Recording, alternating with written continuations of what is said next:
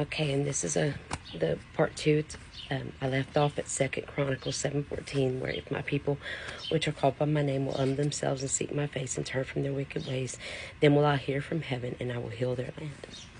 That's not just a nation. It could be a home, your property, your temple. Your body's the temple, because we are the soil.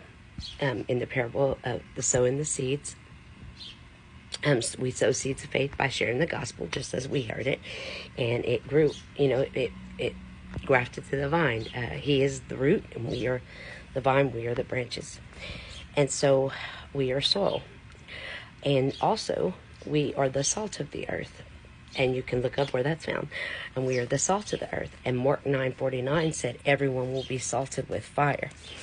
And because I had asked him about salt, and then I also had asked him about why does he say the heart's wax cold, and he said because wax slowly is hardened, as in the comfort of the routine of church and life. The comfort has put us to sleep, and slowly our heart has waxed cold, and we did not continue to grow in God because we had everything we needed. We didn't really need anything, right? But only fire melts the wax. And so he lit a fire in me, and he's lighting a fire in quite a few others. And when he lights the fire in you, nobody around is going through it, and you're like, wait, what's going on? The things. And then I'm connecting with people on TikTok that are going through same experience. So God is bringing the bride together literally on TikTok, and we share in part. But when you listen to what the others say, when you put it all together, it just becomes this beautiful big puzzle put together, and it just feeds you more and more. That's why we not to forsake the assembling of ourselves together. This is Hebrews 11. I'm sorry, I get nervous talking. Even more so as we see the day approaching, but exalting one another and lifting one another up. And then I put a note that says, you want to know when the word is the most powerful, and I'm a witness to this. It's when you're walking in the fire and you have no direction. His word is a lamp unto our feet and a light unto our path. And it tells you how to get out. Not how to get out the fire, but how to walk through it. And through the fire of our testing and temptations. And the Bible is filled with examples of this, but Job 38-42, when Job calls for his day in court, and God answers. Go read Job 38-42. See how God speaks. Jonah, in the depths of his despair, when he had disobeyed God and walked away.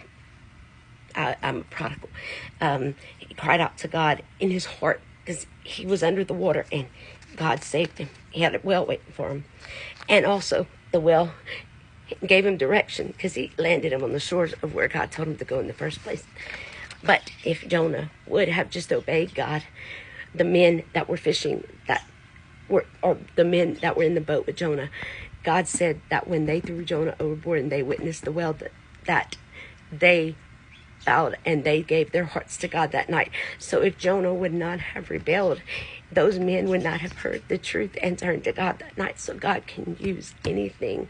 And if you read the Bible, it's just over and over and over how God is in control, period. And the only right we are is right. Write it down.